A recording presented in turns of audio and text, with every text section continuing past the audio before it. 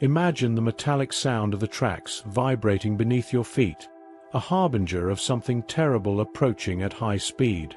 Ahead of you, 5 people are standing on the main track, completely unaware of the runaway trolley that will strike them in seconds.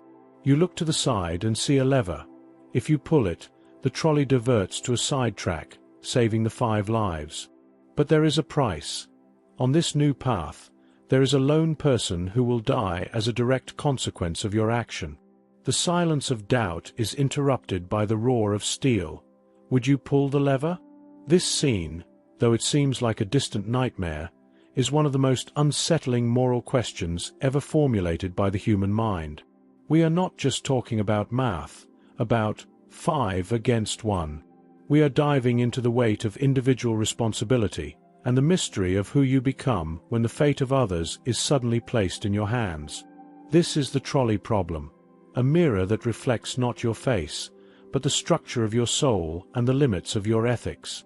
Originally proposed by philosopher Philippa Foot in 1967, this thought experiment was born as a surgical tool to investigate how far we can go to justify harm in the name of a greater good.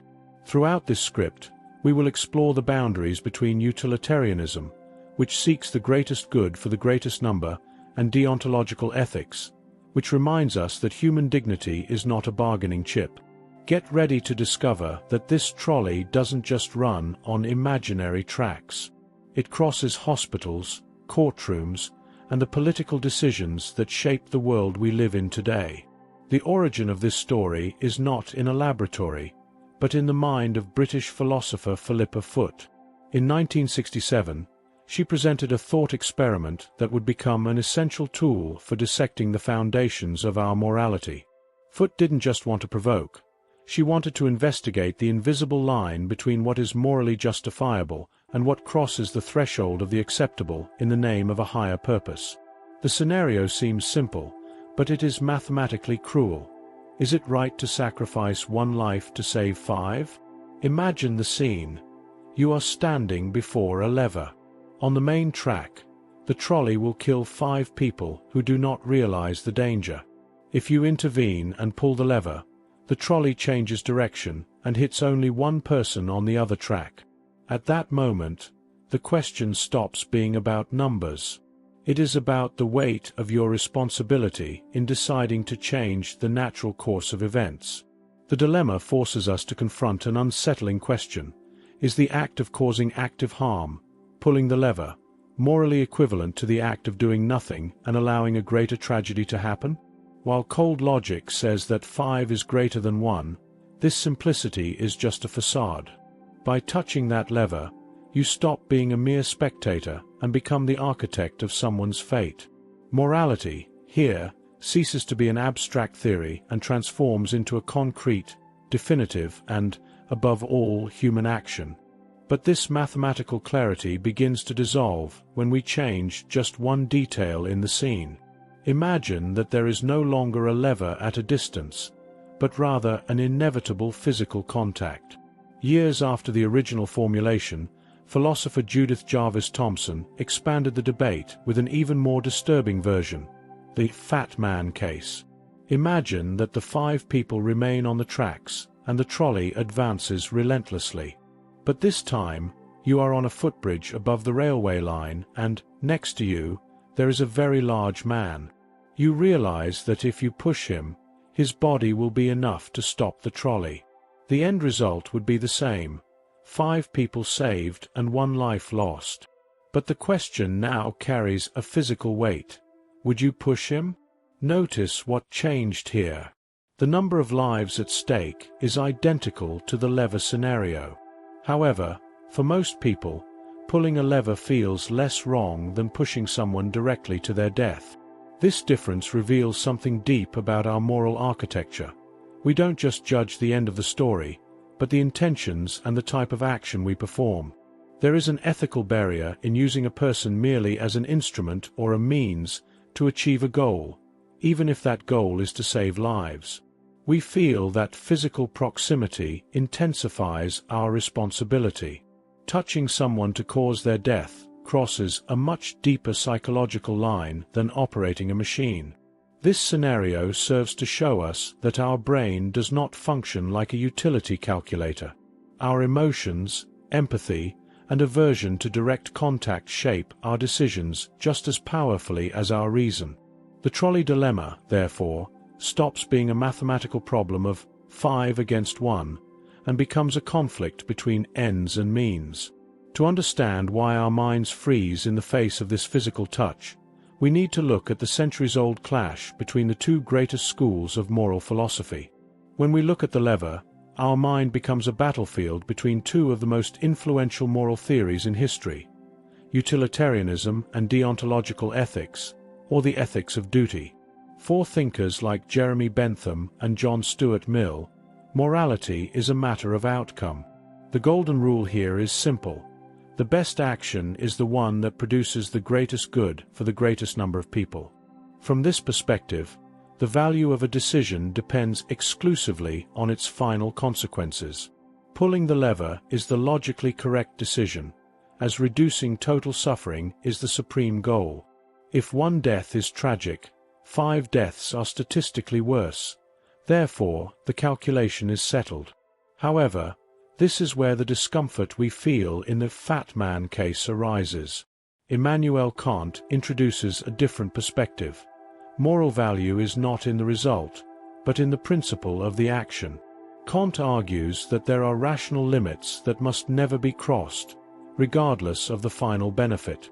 One of his fundamental imperatives is, treat every person as an end in themselves, and never merely as a means to an end. Pushing the man off the bridge is wrong because you are turning him into an object, a tool to stop the trolley, ignoring his dignity and autonomy. The discussion becomes subtle with the lever. While some say pulling it is just redirecting an existing threat, others argue that by acting, you are still deciding who should die, crossing a dangerous ethical line. It is the eternal conflict. Do the ends truly justify the means? This doubt stops being theoretical when we leave the imaginary tracks and enter corridors where life and death are decided in real time. Imagine, for example, the weight of this choice in the hands of a doctor. To understand how these theories collide in practice, imagine the trolley scenario transforms into an intensive care unit. You are a doctor and you have 5 patients who urgently need transplants to survive. 2 need lungs, 2 need kidneys, and 1 needs a heart. Without these organs, they will die in a few hours. In the room next door, there is a healthy patient, hospitalized only to treat a simple fracture.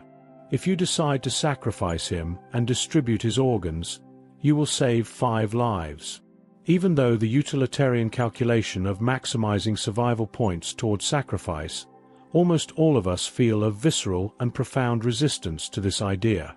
Something inside us screams that this is wrong, revealing that our moral decisions are not just cold equations, but are limited by principles that should not be overstepped, regardless of the final outcome. This resistance is what challenges pure utilitarianism and brings us closer to the ethics of duty, suggesting that there are human boundaries that mathematics cannot cross.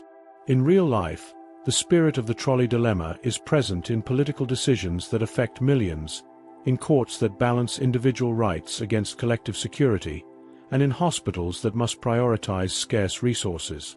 In each of these scenarios, we are forced to admit that morality is complex, and that difficult decisions rarely fit into simple answers, requiring from us a profound humility in the face of the weight of any choice. This humility leads us to realize that, beyond rules or results, there is something more intimate at stake: the type of person we become through our actions or even our silences. Beyond rules and consequences, there is a third way that helps us navigate these turbulent waters: virtue ethics, inspired by the thought of Aristotle. Here, the focus shifts from calculation or absolute duty to the character of the person acting, asking not just which result is better, but what kind of person you become by making that decision. Would a just, prudent, and compassionate person choose to intervene or refuse to participate in a game where someone must die? This perspective suggests that morality is less about ready-made formulas and more about developing an internal balance to face what the dilemma truly is: a mirror of our soul. It is at this point that we stumble upon the distinction between action and omission, one of the most heated debates in ethics, as we often judge more harshly those who cause direct harm than those who simply allow evil to happen by standing still. However, from the point of view of the victims on the tracks, the final result is identical, which forces us to confront the unsettling idea that our omission is also a form of decision. The trolley dilemma teaches us, ultimately, the humility to recognize that there are no satisfactory universal answers, and that any choice will leave a shadow of doubt. In the end, we realize that to be human is to live in this constant tension between the reason that calculates and the emotion that feels, understanding that the trolley is not just on the tracks, but running inside each of us. Ultimately, the trolley dilemma is not a puzzle to be solved, but an invitation to explore the limits of our own moral consciousness. It teaches us that to be human is to live in a constant tension between compassion, justice, and responsibility, revealing that our most difficult choices rarely fit into ready-made formulas or simple answers. When we reflect on whether or not to pull the lever, we are asking what kind of world we want to build. One where the cold calculation of numbers prevails, one where rules are absolute and inviolable, or one where character and sensitivity shape our decisions. Perhaps the most honest and profound lesson of this experiment is humility, as it shows us that any ethical justification will always leave a shadow, and that every choice carries an inevitable weight. The trolley, in fact, never stopped. It continues to run inside each of us, representing every moment in life when we must decide between conflicting values. Whether in major political decisions or the small choices of daily life, the question will continue to echo relentlessly. In the face of the inevitable, what would you do? This dive into philosophy shows us that ethics is not a destination, but a winding path we walk every day. If this video made you question your own certainties, don't keep this reflection to yourself. If you were there, with your hand on the lever, what would your decision be? Would you prioritize the greater good or the inviolability of individual life? Send this video to that friend who loves a good philosophical debate and see if their answers match yours. Subscribe to the channel and turn on notifications to continue receiving content that nurtures the soul with presence and authenticity. If you are looking for a safe harbor, know that our community is the sanctuary where fertile silence is shared and deepened. Enjoy the channel's posts. And, to continue expanding this field of presence, we suggest the video pinned in the card. May it be a source of inspiration on your journey. Peace and light.